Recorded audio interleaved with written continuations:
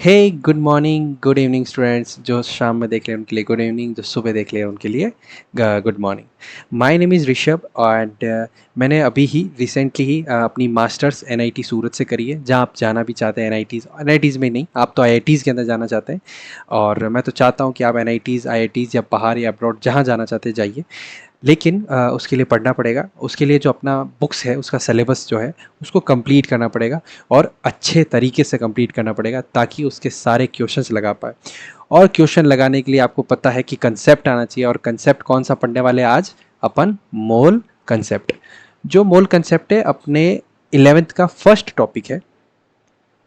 वैसे तो 11th के अंदर जो टॉपिक है उसका नाम, उस चैप्टर का नाम है some basics concept of chemistry. लेकिन उसका जो कम्पिटिटिव एग्जाम में जो पार्ट आता है वो डायरेक्ट स्टार्ट हो जाता है मोल कंसेप्ट से। ठीक है, उससे पहले भी है, वो भी बहुत इंपॉर्टेंट है, लेकिन वो किसी दूसरे लेक्चर में या फिर लास्ट के अंदर अपन लास्ट वाले लेक्चर के अंदर कवर कर लेंगे। लेकिन मैं चाहता हूँ कि फ्रेश स्टार्ट मोल कंसेप्ट से हो, ताकि आपको आते ही यानी कि एक इंट्रोडक्शन का वीडियो होगा, उसके बाद में क्वेश्चन प्रैक्टिस होने लग जाए। सो मोल कंसेप्ट पढ़ने के लिए अपन इनकी छोटी छोटी टर्म्स वगैरह पढ़ेंगे। तो सबसे पहली टर्म जो आपको दिख रही होगी वो इसी के अंदर है, क्या? मोल। ठीक है, जो मोल कंसेप्ट होता क्या है, यूज क्या आता है। सबसे पहले मैं आपको थोड़ा सा यूज बता देता हूं कि मोल कंसेप्ट यूज क्या होता है। आपने एक टर्म सुना होगा, डजन। कि हाँ सर, सुन रखा है डजन, तो आपको पता है कि आप किसी फ्रूट सेलर के पास जाएंगे और वहाँ पे अगर बोलेंगे कि 1 डजन एप्पल दीजिए, तो वो आपको एक एप्पल नहीं देगा, क्योंकि आपने 1 डजन मांगा है, तो आपको क्या एक एप्पल देगा? नहीं। एक, फिर पीछे मैंने एक टर्म यूज किया है, कैसा? डजन। ये डजन ही किसी क्वांटिटी को बता रहा है, किसी क्वांटिटी को बता रहा है कि यार डजन। अगर मैंने एक एप्पल मांगी होती तो वो एक दे देता, तो अगर मुझे एक एप्पल मांगने के लिए डजन वर्ड यूज करने की क्या जरूरत पड़ी? यानी कि यहाँ पे तो मैं श्योर हूं कि मेरे को एक एप्पल नहीं चाहिए, तो मैंने बोला कि 1 डजन एप्पल दो। ये डजन किसी क्वांटिटी को तो बता रहा होगा, और वो क्वांटिटी कितनी होती है? 12। ठीक है सर, ये मेरे को पता था कि 1 डजन 12 होता है। जो आपको चीज़ ये पता है कि 1 डजन में 12 होते हैं, वैसे ही मोल वर्ड यूज आता है एटॉमिक लेवल पे। किस किस लेवल पे? एटॉमिक लेवल पे। ये तो बहुत मैक्रोस्कोपिक है, मैक्रोस्कोपी यानी बड़े लेवल पे, जो अपनी नेकेड आई से देख सकते हैं। वहां पे अगर अपन की यूज करना है तो डजन और ये सारी चीजें यूज होगी। लेकिन जब अपन एटॉमिक लेवल पे जाते हैं ना, तो वहां पे बहुत ज्यादा पार्टिकल होने वाले, 12 या 100 या ऐसे पार्टिकल्स नहीं, वहां पे बहुत ज्यादा पार्टिकल होने वाले। यानी बहुत ज्यादा, यानी मैं एक आपको यहाँ पे एक 1 0 0 0 ऐसे ऐसे करके, मैं अगर यहाँ पे 0 0 लिखूं, तो आप बोलेंगे सर ये क्या मजाक कर रहे हैं, इतना होता थोड़ी है, मैंने तो कभी नहीं देखा। हाँ जी, आपने क्या? मैंने भी नहीं देखा है कि इतने पार्टिकल्स होते हैं, लेकिन ये प्रेजेंट है, और अपनी हवा में ही प्रेजेंट है इतने सारे पार्टिकल्स। इन सारे पार्टिकल्स को काउंट करने के लिए अपने पास कोई दूसरी चीज नहीं थी। साइंटिस्ट ने एक टर्म निकाला, क्या? मोल। कि जब मोल बोलूंगा तो आपके दिमाग में सबसे पहले आना चाहिए कि यार ये बहुत सारे पार्टिकल्स होने वाले। ठीक है, बहुत सारे पार्टिकल्स है, और एटॉमिक लेवल के, यानी कि छोटे छोटे पार्टिकल्स है, यानी कि एटम, मॉलिक्यूल, ये सारी चीजें हैं। तो उन सारी चीजों को काउंट करने के लिए अपना टर्म यूज होगा मोल। यहां तक तो आपको क्लियर हो गया होगा। ठीक है, तो सर जैसा कि आपने मुझे बताया कि डजन का मतलब क्या होता है? 12 होता है। तो सर आप मेरे को जल्दी से बता दो कि मैं अगर बोलता हूं 1 डजन तो 12, तो एक मोल कितना होगा? ये भी बता दो ताकि मैं आगे बढ़ूं। अपना जो एक मोल है वो 6.023 इंटू 10⁻23 होगा। अब ये क्या है, पीछे क्या लिखूं? तो आप पार्टिकल लिख सकते हो, आप चाहे एटम लिख सकते हो, आप चाहे मॉलिक्यूल लिख सकते हो, कुछ भी। आप जितने भी है ये, बस अगर मैं बोल देता हूं एक मोल मॉलिक्यूल, कितना? एक मोल मॉलिक्यूल, तो आप फिर ये टर्म, ये जो मैग्नीट्यूड है, ये देखो, ये जो दिख रहा है आपको, ये लगा दो, और आपका एक मोल मॉलिक्यूल बन गया। यानी कि इतने सारे मॉलिक्यूल जाके आपका एक मोल बनता है। और ये जो छोटे छोटे पार्टिकल है, छोटे छोटे एटम्स है, इन सब को कैलकुलेट करने के लिए, काउंट करने के लिए मोल यूज होता है। ये अपना मोल की बेसिक डेफिनेशन है। यहाँ तक अगर आपको क्लियर हो गया हो, तो मैं नेक्स्ट वीडियो के अंदर आपको थोड़ा सा मोल के बारे में और बता दूं। It is it is a unit of measurement of amount of particle at atomic level. हाँ सर, समझ में आ गया कि यही अभी आप बात कर रहे थे कि इट इज़ क्या बोलते हैं, unit of measurement of amount of particle at atomic level and it is chemist dozen. वही सर आपने बात करी कि जैसे डजन होता है वैसे यहाँ पे केमिस्ट्री के अंदर मोल होता है, तो ये केमिस्ट डजन की तरह काम करता है। बिल्कुल सर, बिल्कुल, एक कहीं कोई दिक्कत नहीं। आपने ये भी बोला कि सर एक मोल के अंदर अ मोल कंटेन एग्जैक्टली 6.023 इंटू 10 की पावर 23 एलिमेंट्री एंटिटी, यानी कि कोई एंटिटी होगी, कितनी एंटिटी होगी, इतनी एंटिटी होगी। सॉरी, यहाँ पे जो ये टर्म है वो 23 ऊपर है, 23 पावर में, ठीक है, ओके सर। तो इतनी एंटिटी होगी जिसको which is equal to Avogadro number. ये आपको क्या याद रखना है, यानी कि एक मोल में 6.023 इंटू 10 की पावर 23 पार्टिकल्स होंगे, और ये जो वैल्यू है, ये वैल्यू किसके बराबर है, Na के बराबर है, Na के बराबर है। Na की वैल्यू क्या होती है, इतनी वैल्यू होती है। तो एक मोल के अंदर इतने पार्टिकल्स होते हैं, यानी कि एक मोल में Na पार्टिकल्स होंगे। Na पार्टिकल बोलो, Na मॉलिक्यूल बोलो, Na एटम बोलो, आप पर है, जो आपसे पूछा गया है वो बोलो। लेकिन अगर मैं बोलूं कि सर बार बार मुझे, अगर मैं बोल रहा हूं एक मोल, तो बार बार मुझे बोलने की जरूरत है 6.023 इंटू 10 की पावर 23? नहीं नहीं, बार बार ये सब चीज बोलने की जरूरत है ही नहीं। आप अगर एक बार यही बोल दोगे कि इसमें Na पार्टिकल होते हैं, तब भी मैं मान जाऊंगा, क्योंकि अपन को पता है कि Na एक कांस्टेंट है जिसकी वैल्यू 6.023 इंटू 10 की पावर 23 होता है, ये डिफाइन कर दिया। और इस Na की वैल्यू को अपन क्या बोलते हैं, एवोगैड्रो नंबर। ये जो नंबर है, इतना बड़ा जो नंबर निकल के आया है, उसको अपन बोलते हैं क्या, एवोगैड्रो नंबर। ठीक है सर, ये भी समझ में आ गया। अब सर जो इसकी ऐसा यूनिट है वो तो बहुत ज्यादा आसान है सर, कुछ नहीं किया, ई को हटा दिया, ई को हटा दिया और मोल लिख दिया, ये अपनी इसकी ऐसा यूनिट हो गई। ठीक है, आप ना कंसंट्रेशन टर्म अगर आप अभी तो शायद नहीं पढ़ी हो, 11th में हो तो शायद आपने नहीं पढ़ी हो, लेकिन आपने अगर पढ़ोगे तो वहाँ पे यूनिट लिखी आती है क्या, मोल पर लीटर। तो ये जो मोल है, MOL, वही ये चीज यूनिट है, वही ये मोल की यूनिट होती है। ठीक है, अब सर सबसे इंपॉर्टेंट चीज आ गई है, क्या, फॉर्मूला जो अपने एग्जाम के अंदर यूज आने वाले हैं। ठीक है सर, बताइए, आप आगे बढ़िए, हम आपके साथ हैं। सो जो मोल है उसका जो फॉर्मूला है, मोल को स्मॉल एन से भी डिनोट करते हैं। उसका जो फॉर्मूला है, उसका फॉर्मूला होता है नंबर ऑफ पार्टिकल जो आपको गिवन है divide by Avogadro number. Avogadro number यानी कि Na, और नंबर ऑफ पार्टिकल को आप n चाहे लिख दो। तो यहां से आपका एक फॉर्मूला बनता है क्या, n अपॉन Na, बस उसी की शॉर्ट फॉर्म लिखी है और कुछ नया नहीं लिखा है मैंने, n अपॉन Na याद रखना है। और बहुत ज़्यादा इंपॉर्टेंट है, आपको याद रखना पड़ेगा, इस चैप्टर में बहुत बार यूज आएगा। आपको मैं पार्टिकल दे दूंगा कि इतने पार्टिकल है, तो मुझे बताओ कितने मोल हुए। तो कुछ नहीं करना है आपको, उतने पार्टिकल है तो इसकी जगह ऊपर नंबर ऑफ पार्टिकल लिखने जो गिवन है, और उसके ऊपर नीचे जो है यहाँ पे जो Na लिखा हुआ है उसके यहाँ पे वैल्यू पुट करनी है, ये वाली वैल्यू पुट करनी है। और जैसे आप उसको divide, normal mathematic operation use करोगे, डिवाइड करोगे और आप वैल्यू फाइंड करोगे और उतने आपके मोल आ जाएंगे। ठीक है सर, यहाँ तक तो सिंपल था, ये तो बहुत आसान सा लग रहा है जी, बिल्कुल ये बहुत आसान है। सेकेंड फॉर्मूला है कि आप ऐसे भी फाइंड कर सकते हो, कैसे, मास को अगर मॉलिक्यूलर मास से डिवाइड करो तब भी आप फाइंड कर सकते हो क्या, मोल। लेकिन अभी तक अपन को मॉलिक्यूलर मास का मतलब नहीं पता है, तो वो ये फॉर्मूला अपन थोड़ी देर बाद डिस्कस करते हैं। लेकिन यहाँ तक आपको क्लियर है तो मुझे कमेंट सेक्शन में बताइए कि हाँ बिल्कुल क्लियर है सर, कि एक मोल है तो मोल में ज़्यादा कुछ होता नहीं, मोल अपनी यूनिट है अमाउंट ऑफ पार्टिकल के लिए या नंबर ऑफ पार्टिकल्स के लिए, एटॉमिक लेवल पे कितने सारे पार्टिकल हो सकते हैं वो मोल बताता है। एक मोल में Na पार्टिकल्स होते हैं और Na की वैल्यू होती है 6.023 इंटू 10 की पावर 23। बिल्कुल सर, मोल की ऐसा यूनिट होती है MOL, मोल वही होती है। एंड इसके दो तीन फॉर्मूले थे, बहुत सारे फॉर्मूले होंगे लेकिन अभी दो फॉर्मूले मैंने लिखे हैं, उसमें से सर एक फॉर्मूला अभी कहा आपने कि वो याद रखो, तो मैं याद रख रहा हूँ, number of particles divide by Avogadro number. Clear. अब थोड़ा सा अपन आगे बढ़ते हैं, ये वाला फॉर्मूला समझना है तो उससे लिए आगे बढ़ने के लिए, पहले आगे बढ़ेंगे तब ये वाला फॉर्मूला समझ में आएगा। देखते हैं, ये बोल रहा है सर एटॉमिक मास, एक टर्म इसने यूज किया है क्या, एटॉमिक मास। एटॉमिक मास क्या सर बहुत टफ होने वाला है, नहीं, किसी एक एटम का मास एटॉमिक मास होता है, बस इतना ही याद रखना है अभी। ठीक है, एक एटम का मास एटॉमिक मास होता है। बिल्कुल सर, ये तो इजी था, हाँ जी बिल्कुल इजी है। तो मैं इसमें अगर आपको बोलूं कि इंपॉर्टेंट चीज़ क्या है कि किसी एक एटम का मास एटॉमिक मास होता है, वो तो याद हो गया।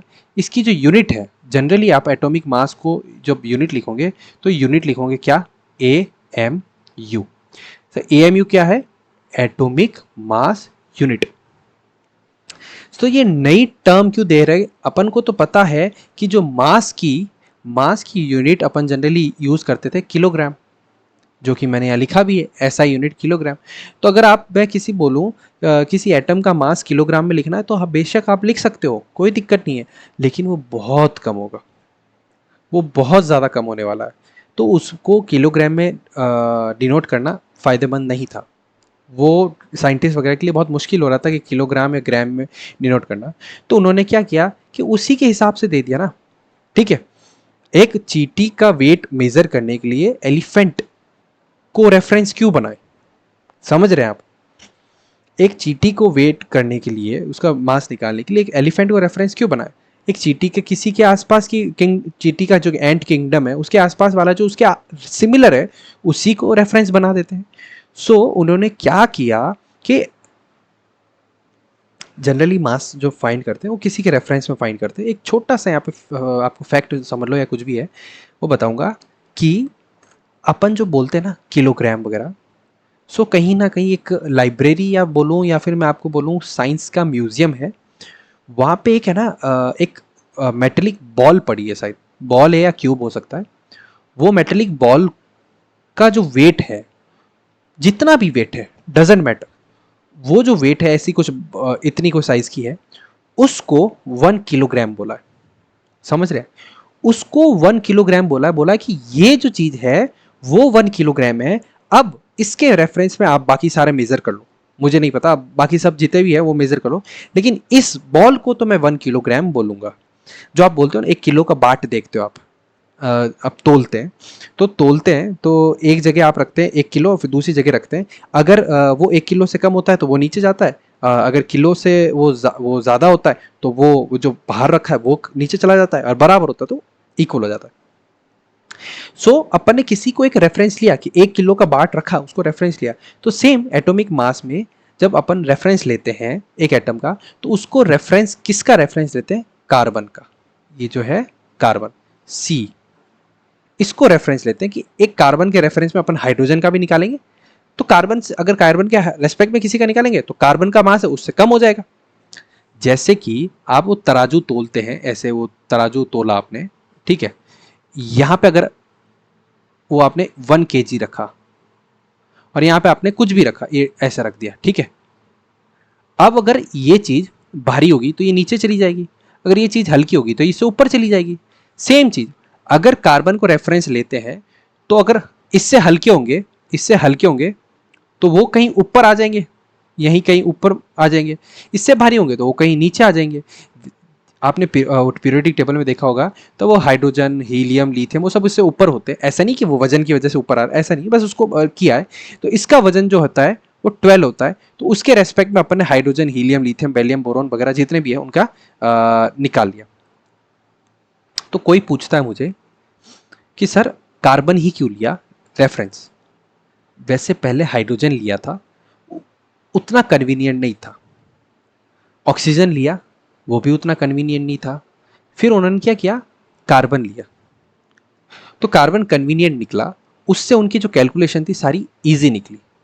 सो ये पता किया कि ऐसा क्यों हो रहा है, तो उसका रीजन निकला कि जो कार्बन का जो मास है वो होल नंबर है, प्रॉपर होल नंबर, यानी कि उसका मास आया 12, कोई पॉइंट्स नहीं, कोई कुछ नहीं, एकदम 12 उसका मास आया, एटॉमिक मास आया।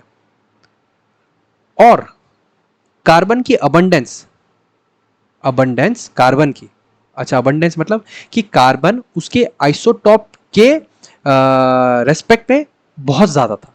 यानी कि आपने एक 10th में भी आया था, कार्बन 12 एंड कार्बन 13। जैसे H1 जो डी एंड टी होता है, हाइड्रोजन, ड्यूटेरियम, ट्रिटियम, ये सारे क्या है H1, वो फिर अगर H2 अगर लिख दूं तो ये डी आ जाएगा, H3 लिख दूं तो टी आ जाएगा।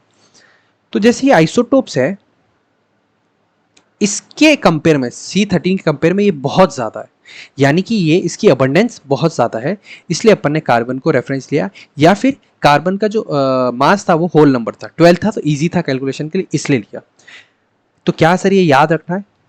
अभी तक आपने जितनी भी बताई बातें, नहीं। आपको क्या याद रखना है कि किसी एक एटम का मास होता है एटॉमिक मास, उसका उस चीज का यूनिट होती है। किसी एटम का मास की यूनिट लिखेंगे तो मैं लिखूंगा क्या सर? एएमयू। अच्छा, बस ये दो ही चीज याद रखनी? बिल्कुल, दो ही चीज याद रखनी। सेकेंड थिंग, अब इसके बाद आते हैं कि हाँ सर अभी तक आपको समझा दे किसी एक एटम का मास होता है एटॉमिक मास, ठीक है, उससे ज़्यादा कोई बकवास नहीं। दूसरी कि इसकी यूनिट जब आपसे पूछोगे तो मैं लिख दूंगा एएमयू, कि मतलब मैंने अगर बोल दिया हाइड्रोजन एच एटम का मास बताओ, एच एटम का मतलब सिर्फ सिंगल एटम का, तो आपने बोला कि 1 होता है सर मैग्नीट्यूड, तो सर पीछे क्या लिखूं? ग्राम लिखूं, किलोग्राम लिखूं, क्या लिखूं? नहीं सर, अगर एटम की बात करें तो आप एएमयू लिख दिए सर, एएमयू लिख दो। मैंने कहा ठीक है सर, एएमयू लिख दिया। यहाँ तक क्लियर है? बिल्कुल। फिर आता है फॉर्मूला मास। फॉर्मूला मास मतलब, अरे सर सिंपल है, अगर एक फॉर्मूला दिया आपको, मैंने सिंपल सा एक H2O दिया, H2O दिया, और बोला कि इसका मास बताओ, तो अरे सर सिंपल है, आप क्या इसको इतना बड़ा चढ़ा के नेक्स्ट टॉपिक पूरा अलग से टॉपिक देख के समझा रहे? कुछ नहीं है कि इसमें 2 हाइड्रोजन है तो 2 हाइड्रोजन का मास मल्टीप्लाई कर लो, प्लस ऑक्सीजन का मास ले लो, ले लिया, तो क्या बस इनको जोड़ दो, फॉर्मूला मास आ जाएगा? हाँ, फॉर्मूला मास आ जाएगा। तो 2 हाइड्रोजन का मास यानी 2 इंटू 1 प्लस ऑक्सीजन का मास यानी 16, जो कि आपका हो गया 18। सर मैं पीछे क्या लिखूं? अगर मैं सिर्फ एक मॉलिक्यूल की बात कर रहा हूं, तो सर अब जब बात हो रही है एक मॉलिक्यूल की, यानी कि एक मॉलिक्यूल में 2 हाइड्रोजन एटम होंगे और 1 ऑक्सीजन एटम होगा। तो सर जब सारी चीजें एटॉमिक लेवल पे बात हो रही है, एटम पे हो रही है और एक एक एटम वगैरह इन सब की बातें हो रही है, यहाँ पे सर एएमयू लिख दो ना चुपचाप। जी सर, एएमयू लिख दिया। सिर्फ सिंगल मॉलिक्यूल की बात हो रही तो उसमें हाइड्रोजन होंगे, ऑक्सीजन होंगे, सब एक एक एटम होंगे। जैसे हाइड्रोजन के तो 2 एटम है, इसका 1 एटम है, तो एटम लेवल पे बात हो रही है, तो सर आप इसका क्या करो? एएमयू लिख दो। मैंने कहा बिल्कुल सर, एएमयू लिख दिया। सर एग्जाम्पल करवा देते हैं। O2 का तो सर मैं फाइंड कर लूंगा कि 16 + 16 32 होता है, ज़्यादा कुछ माथाफोड़ी करनी भी नहीं। एक इसका फाइंड करा दो, तो करवा देते हैं एग्जाम्पल। NH4 2SO4। सर ये जो मॉलिक्यूल है इसको आप खोल दो ना कि नाइट्रोजन कितने, ये देखो 2 है, नीचे 2 कर रखा है, तो नाइट्रोजन कितने हो गए? 2। सो 2 तो हो गए अपने N, प्लस हाइड्रोजन कितने हो गए? 4, इधर था N2 हो गया तो 8, प्लस सल्फर है, प्लस 4 ऑक्सीजन है। सो इसका मास हो गया 2 इंटू एन का मास कितना होता है? 14। ये आप, मैं इसलिए लिख दे रहा हूँ एन का मास 14 वगैरह नहीं बता नहीं रहा हूँ, क्योंकि आपने 10th में पढ़ रखा है। नहीं पढ़ रखा है तब भी इस चीज़ में कोई आपकी हेल्प नहीं कर पाएगा, आपको ये चीज़ याद करनी पड़ेगी। ओके, आगे बढ़ता हूँ। 8 इंटू हाइड्रोजन का मास 1 प्लस सल्फर का मास 32 प्लस 4 इंटू ऑक्सीजन का मास कितना हुआ? 16। सो ये हो गया 28 प्लस 8 प्लस 32 प्लस 4 इंटू 16 कितना हो गया? 64। 96 एंड 104 एंड 8 हो गया अपना 1112 एंड 132। सर पीछे क्या लिखूं? अगर आप एक मॉलिक्यूल की बात कर रहे हैं, जी सर मैं सिर्फ एक मॉलिक्यूल होगा NH4 होल ट्वाइस SO4, जिसको बोलते हैं ammonium sulphate as a fertiliser भी यूज आता है। एक जनरल इन्फॉर्मेशन है, कभी आपके क्या पता काम आ जाए, तो मैंने यहाँ पे लिख दिया कि फर्टिलाइजर की तरह काम होता है अमोनियम सल्फेट। वैसे फेमस चीज़ है तो याद रहे, तो इसमें कोई बुराई नहीं, कोई गम नहीं। जब एक मॉलिक्यूल की बात कर रहा हूँ तो यहाँ पे सर आप लिख दो ना एएमयू चुपचाप। एक मॉलिक्यूल, एक एटम और इन सब की बात होती है, एक पार्टिकल या इन सब की बात होती है, तो चुपचाप एएमयू लिख दिया करो सर, क्योंकि ये एटॉमिक मास यूनिट है। एएमयू की फुल फॉर्म ही सर एटॉमिक मास यूनिट है। ये एक एटम और एक मॉलिक्यूल की बातें करता है। बिल्कुल सही सर, एक एटॉमिक मास यूनिट है। सर बस इतना ही था फॉर्मूला मास? जी बिल्कुल इतना ही था। बाकी जो अब सोडियम एजाइड है उसका आप घर पे निकालना। तो आगे जो है मोलर मास का मतलब, अरे कुछ नहीं सर, एक मोल, जैसे वहां पे एक एटम था तो उसका आप यूनिट लिखते थे एएमयू, तो जब एक एटम की जगह एक मोल एटम लिख दूंगा, एक मोल एटम लिख दूंगा, यानी कि एक मोल एटम यानी कि सर आपने बताया था कि एक मोल के अंदर तो Na पार्टिकल होते हैं, यानी कि Na एटम। तो Na एटम का जब भी मास लिखूंगा तब यूनिट लगा देना आप क्या, ग्राम। यानी कि हाइड्रोजन का मैं आप मास लिखूं, एक मॉलिक्यूल, एक मॉलिक्यूल मॉलिक्यूल, इसका क्या होगा सर, 2 AMU। तो एक मोल H2 लिखूंगा, कुछ नहीं, 2 ग्राम। मैग्नीट्यूड सेम रहेगा, AMU से ग्राम में बदल जाएगा। ठीक है। सो आज के लिए अपन इतना ही रखते हैं। Molar mass, formula mass, atomic mass, mole, concept, ये पूरा अपन ने देख लिया। ये सब इंट्रोडक्टरी पार्ट था, इसलिए मैंने इसको यहाँ तक ही रखा है। इसको ज़्यादा बढ़ाने से कोई मतलब नहीं, इतना आपके टर्म्स है जो इंट्रोडक्शन के लिए काफ़ी होंगे। सो थैंक यू, बाकी चीज़ें अपन नेक्स्ट पढ़ेंगे। Okay, bye bye.